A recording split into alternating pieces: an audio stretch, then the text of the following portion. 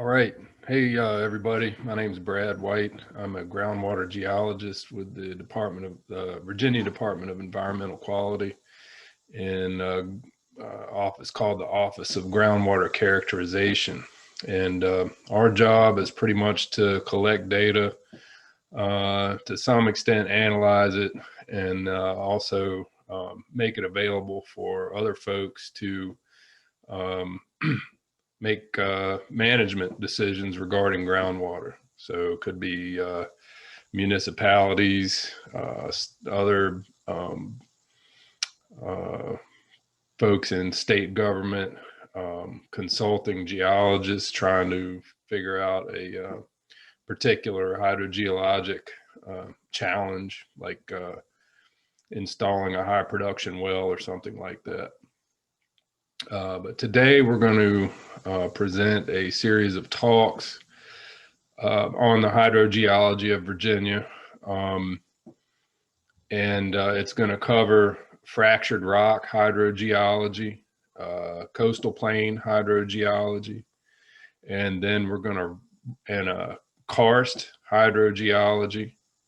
And then we're going to wrap it up with a discussion on how to go about the basic concepts associated with analyzing hydrogeologic data. So like water level data and what that can do for you as far as describing aquifers. And also some methods. We'll talk about methods that, just briefly, methods that can be used for exploration of groundwater systems. So tools that can help you actually define the aquifer bounds, the size and shape of it, and also tools that can help you locate potential groundwater sources. It could be for any one of several reasons. Typically, they're either associated with protection of the resource or extraction of the resource. So let's get started. We're going to start on the fractured rock talk, and this is going to cover, if y'all remember your physiographic provinces from back in the day, the plateau, large portions of the valley and ridge, and then the Piedmont and Blue Ridge, and I lump those two into the same color because they're very similar rock types. You probably notice, at least I hope you notice, there's a lot of missing, a lot of white in the valley and ridge portion of the talk, and that's because there's a certain type of geology that I'm leaving out of this fractured rock talk, even though it is rock. It's a specific type of geology known as karst. And that really is, behaves as, hydraulically speaking, a different animal. When you think about karst geology, what pops into my mind are sinkholes, huge springs just popping out of the ground, maybe rivers that drain into the ground, caves, things of that nature. And Joel Maynard, my colleague, works in the valley, is going to be discussing karst and addressing that in a separate talk. The faint outline here is the coastal plain. We'll be talking about that before long. So we're going to rewind the clock 275 million years ago, back to a time when the ancestral African plate was actually sutured onto the North American plate. And what happened was they actually collided. And that collision caused the formation of mountains along basically the eastern North American, what is now the eastern North American continental margin. And these mountains were huge. And you can imagine the amount of heat and pressure. There's Virginia right there. And these maps, by the way, are produced by a fellow named Ron Blakey. And I just really like his conceptualization of you know, the reconstruction of the earth, you know, throughout geologic time. And you can check these out if you want. It's called deep time maps. And I recommend taking a look if you're at all interested in geology. So anyway, with the collision of these plates came intense heat and pressure, tons of deformation, and this particular series of mountain building events, it wasn't just one sort of collision, but we're at the end of this now.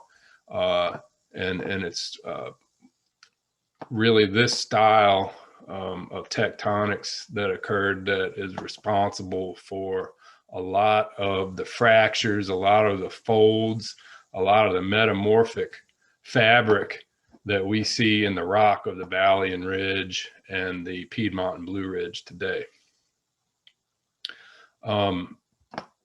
Basically, these mountain building events, or the geologic term are orogenies, caused a major transfer of pressure from, you know, higher to lower pressures that sort of spanned from the Piedmont, where you had higher pressures, to lower pressures out in the Valley and Ridge. And in the Appalachian Plateau, a lot of that pressure just didn't reach it. So those rocks are still largely undeformed. They're mainly horizontal. Rocks in the Valley and Ridge are folded, oftentimes faulted, and rocks in the Blue Ridge and Piedmont are actually recrystallized, a lot of them. They either originated as granitic rocks that some of them were actually left untouched, but a large quantity of the granitic rock was metamorphosed and recrystallized, meaning that they melted or partially melted, causing a realignment of minerals. Rocks in the Blue Ridge and Piedmont that were originally sedimentary, and there's a lot of them, became crystalline, meaning that the individual grains, you know, you think about a sandstone, it's just like fused mineral grains. Well, they actually heated up to the point where they fused together and melted together and became what we call a crystalline type a rock. So a sandstone would be turned into a quartzite. So intense heat and pressure. Here's a cross section from the plateau through the Valley and Ridge, the Blue Ridge and the Piedmont, and into the coastal plain. For those of you who are unfamiliar with cross sections, just pretend like you're taking a knife, cutting it into the earth and lifting out a section of the earth and looking into it sideways. And what you'll see are, like I mentioned before, the purple are the plateau rocks, relatively horizontal plateau rocks that are undeformed by this whole mountain, this whole orogeny. Valley and Ridge, which were faulted, folded, and stacked on each other. In some cases, the rocks were detached, and so you have older rocks shoved up on top of younger rock, almost like a deck of cards. Let's see, I'll probably go that way. A deck of cards,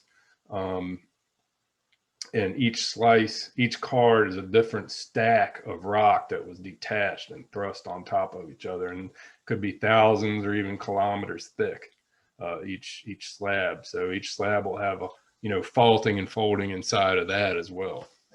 And then the Blue Ridge and the Piedmont, much older rock that was detached actually and shoved on top of the younger valley rocks, much in the same, you know, sort of in the same fashion as the valley rocks were stacked on each other.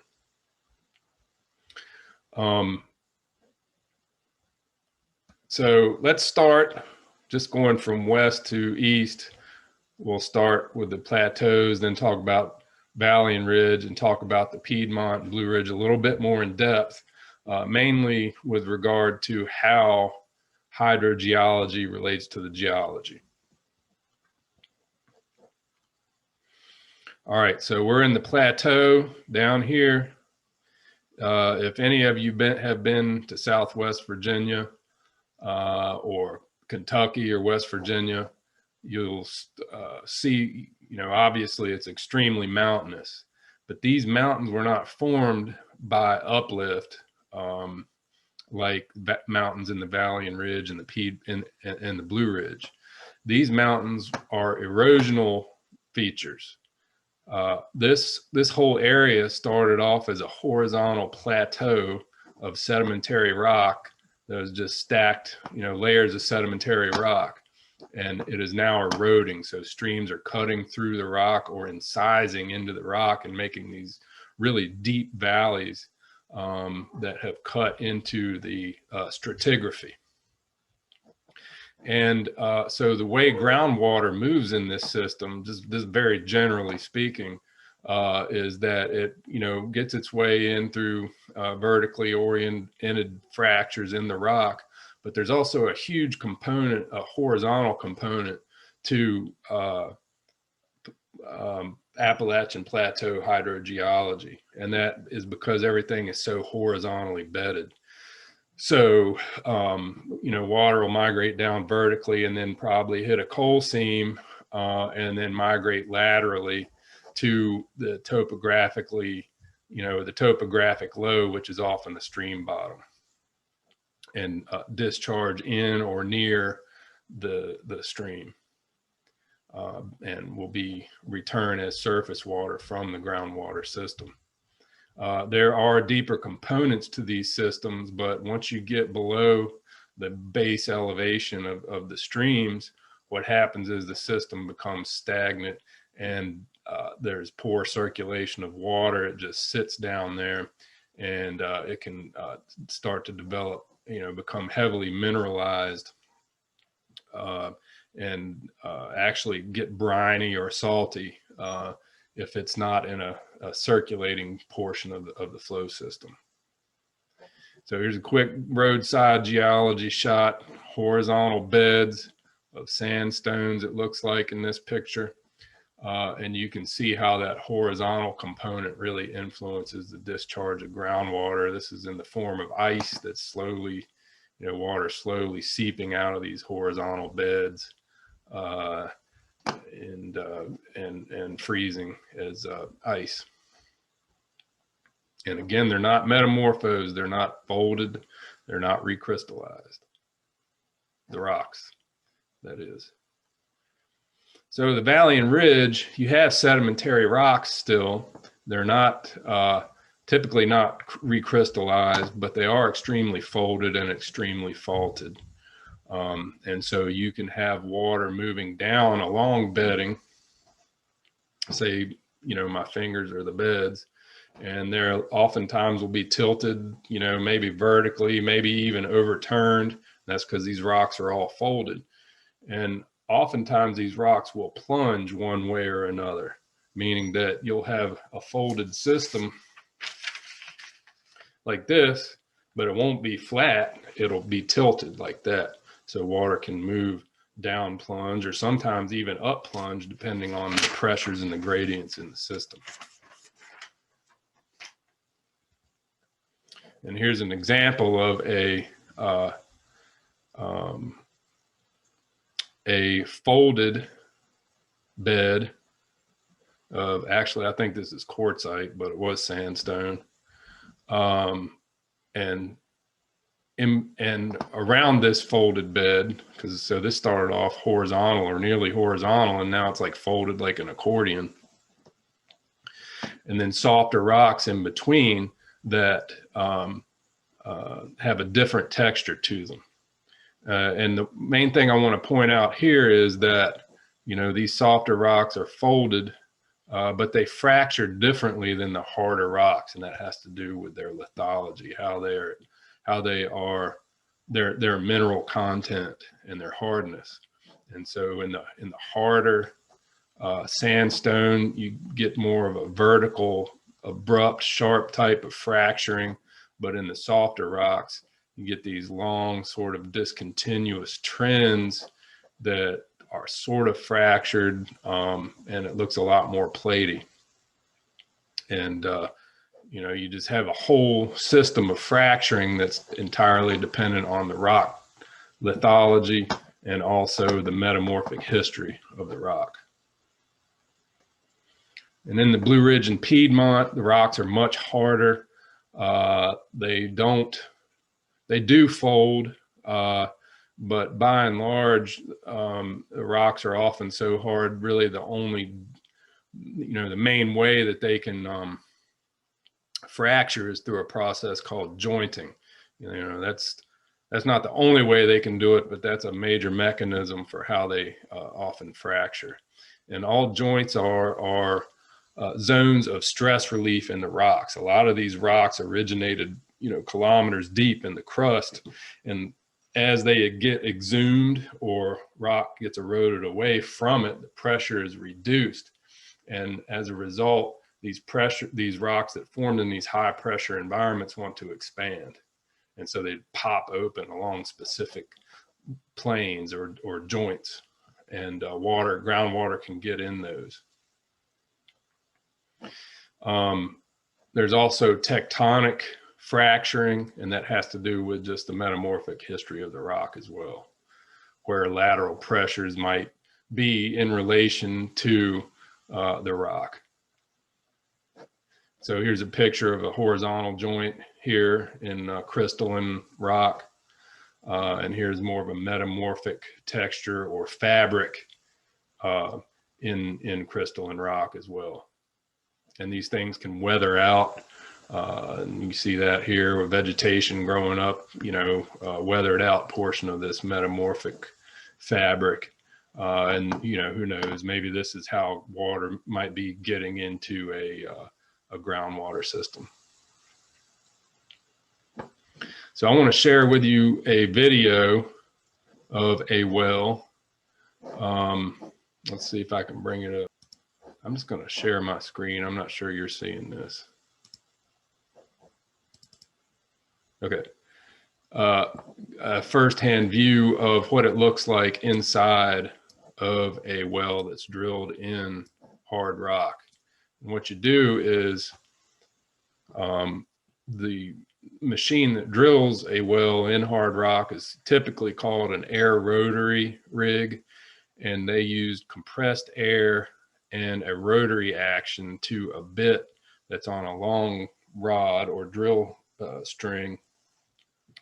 And typically there's a roller bit or a tricone bit that the driller will initially put on to cut out a cylinder basically into the earth that's about 6 or 8 inches in diameter, depending on the size of the well they want to put in. Sometimes they're bigger. Every now and sometimes they're smaller too, usually 6 inches. I need to do a correction and do some clarification there.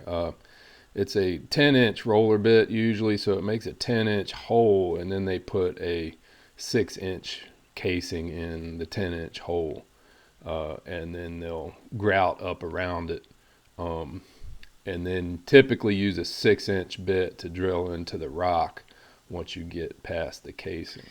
And they drill down to competent bedrock, hard bedrock. And at that point, it's hard for that particular bit to drill any further.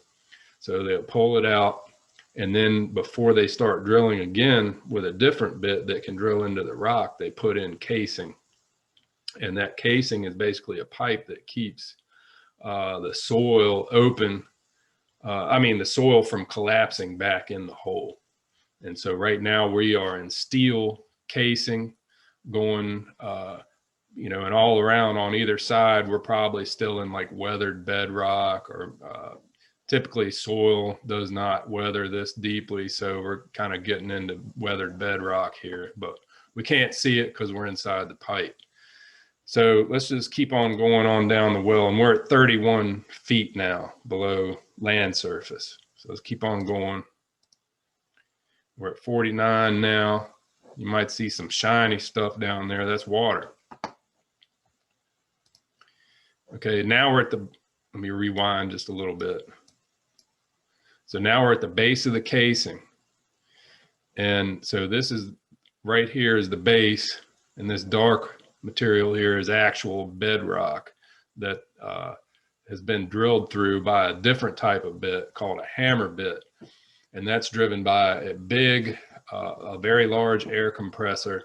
And as the bit rotates, the air compressor hammers the bit, and the bit has very hard, like carbide buttons on the bottom of it that help chew away at the rock.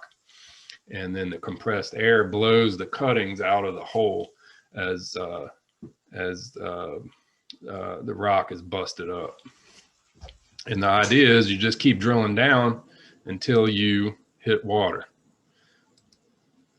And so I'm just going to show you, and water is stored in the fractures. So we're going to go down. So here we are, there's the water level. And you can see water actually dripping into there. That's because there's a small fracture that's putting out water not too far below the casing.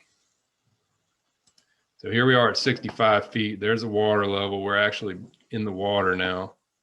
Let's keep going. So we're underwater here, 71 feet. And we'll head down to, I'll just let it play now. And so we're not too far above a water-bearing fracture that's horizontal, like a horizontal joint. There it is in the bedrock. And it's not unusual for rock wells to have multiple fractures associated with them that can all make water. And typical yields for wells that are drilled in rock, you know, anywhere from 1 to 20, 30 gallons a minute. Much above 30 gallons a minute, you know, people refer to it as a pretty good well. But you know, I've seen wells in the hundreds of gallons a minute as well. And, you know, with advances that are being made with regard to drilling technology and the ability of people to study, you know, use geophysics, which is something we'll talk about in a little bit. That has really helped people site wells that are capable of producing more water. So that's what a rock well looks like. If anybody's, you know, there's a fracture. That's where water is coming in when you pump the well.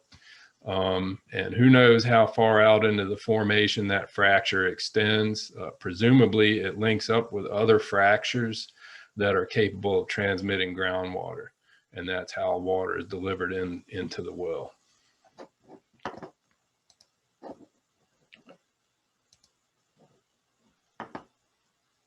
Okay, just about done here.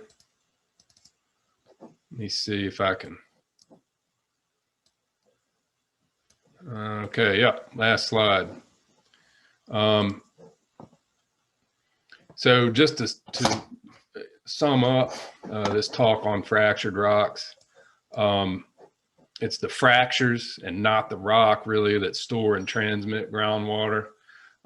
You do get into some rocks that have an ability to store groundwater, but by and large, most of the water, especially in crystalline rock, water is going to be coming from the fractures.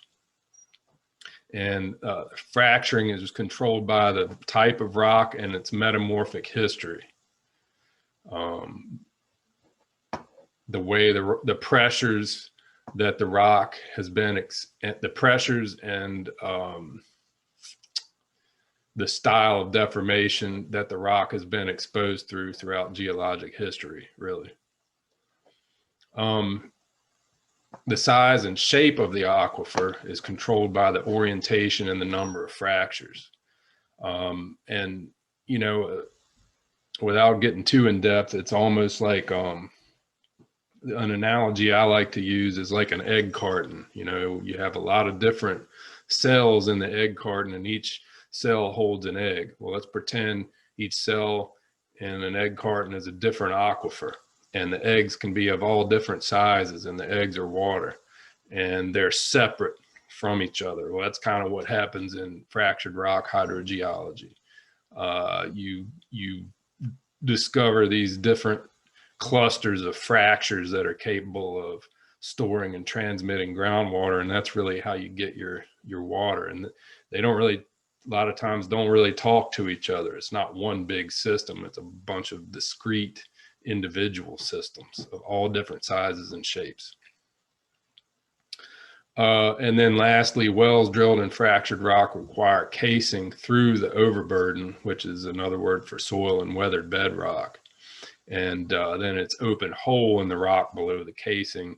And the idea is that you just keep on drilling through the rock till you hit a fracture. And most of the time you do, but there are times where the rock is so tight, or for whatever reason, it just doesn't fracture. And if you don't have fractures, you don't have water, and you'll just have a dry hole. People will just call them dusters, is what I've heard them referred to a lot of the time. So anyway, this is the talk on fractured rock.